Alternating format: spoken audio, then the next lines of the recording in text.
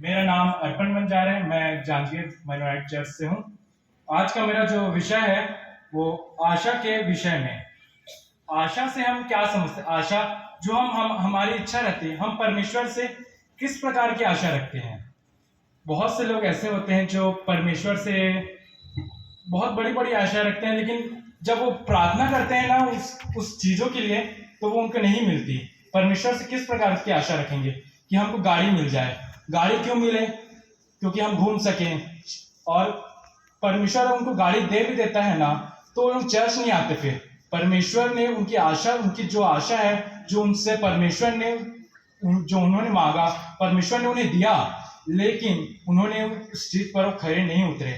बहुत बार ऐसा होता है कि हम प्रार्थना करते हैं, हमारी आशा रहती है कि हमें ये मिल जाए, हमें बहुत सारे धन मिले, लेकिन परमेश्वर हमारी आशा को पूरी नहीं करता। वो इसलिए पूरी नहीं करता क्योंकि हमारे जो मांगने में है, हमारी जो आशा है, उसमें हमारा खोट होता है।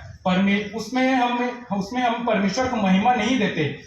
हमारी जो आशा है उससे हमारे जीवन को भी प्रभाव पड़ता है, गलत प्रभाव पड़ता है, और दूसरे के जीवन को भी गलत प्रभाव पड़ता है। इसलिए परमेश्वर हमारी आशाओं को पूरी नहीं करता।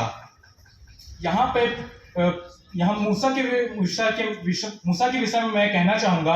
परमेश्वर ने उसे आज्ञा दी कि तू अपने लोगों को, इजरायलियों को मिस्र से छुड़ा के ला। उसकी आशा भी वहीं पे बन गई। अगर उसको खोट रहता कि परमेश्वर मैं अगर ये करूंगा, परमेश्वर तू मेरे लिए ये कर। अगर उसके मन में गलत आशा होती तो वो उस काम को नहीं कर पाता। उसके मन में गलत आशा नहीं थी। परमेश्वर ने उसे उस काम के लिए भरपूरी से तैयार किया, और उसने उस काम को भरपूरी से किया भी। और हम बाइबल में बहुत सारे ऐसे कैरेक्टर्स हैं जिसको हम देख सकते हैं। जैसे कि 2 दमड़ी के विषय में, एक विधवा महिला ने 2 दमड़ी का दान दिया। उसकी आशा क्या थी? क्या रही? कोई लालच नहीं थी उसके मन में, कोई चहल खबर नहीं। परमेश्वर ने ऐसे मनुष्य के, ऐसे स्त्री के दान को ग्रहण किया जो 2 दमड़ी थी, सिर्फ 2 दमड़ी। और यहाँ थोड़ी देर पहले कैन के विषय में हमने सीखा।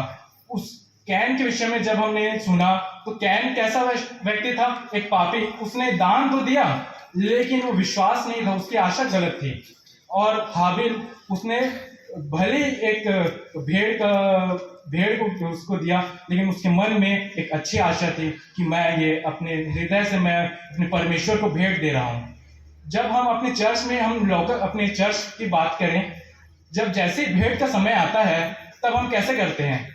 हम किस आशा से परमेश्वर को भेंट देते हैं? अलग से पर्स में हम 100 रुपए को अलग से रख देंगे, और एक जगह में 2 रुपए के सिक्का को अलग से रख देंगे।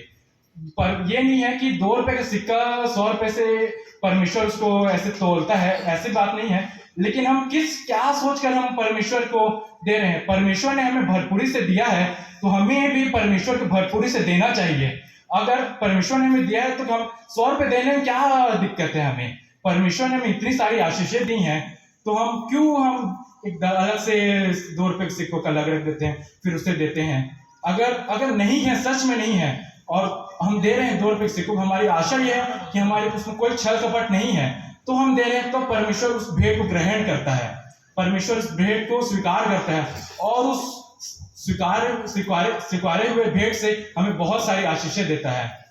और भी हम, जैसे कि हम आशा रखते हैं कि हम एग्जाम में पास हो जाएं, बोर्ड एग्जाम में हम 90 अबव ले आए, लेकिन हम प्रार्थना ही नहीं करेंगे तो कैसे होगा? हम वचन ही नहीं पढ़ेंगे। परमेश्वर की क्या आशा है हमसे? परमेश्वर क्या चाहता है हमसे? परमेश्वर सिर्फ एक चीज चाहता है कि हम उस पर विश्वास करें और उससे प्रेम रखें, क्योंकि परमेश्वर ने हमसे पहले प्रेम किया। परमेश्वर ने हमारे लिए अपने इकलौते पुत्र को दे दिया, तो हमारे लिए भी बनता है कि हम परमेश्वर को अपना सबसे उत्तम दें, सबसे उत्तम। बाइबल में दशवांश कहा गया है, मतलब इतना ये नहीं कहा कि दशवांश ही दो, वो हम चर्च में कहते हैं, लेकिन जरूरी है क्या सिर्फ हम दशवांश दें? अपनी भरपूरी में से, अपनी कमी घटी में से जितने हम दे सकते हैं, हमको परमेश्वर को देना चाहिए। लेकिन आज हम देते नहीं हैं। परमेश्वर ने खुद अपने इकलौते पुत्र यीशु मसीह को हमारे लिए दे दिया, तो हम नहीं दे सकते क्या? हम दे सकते हैं। बस मैं इतना ही कह के आज अपनी वाणी को विराम देना चाहूंगा। आप सबको फिर से जय मसीह की। Thank you.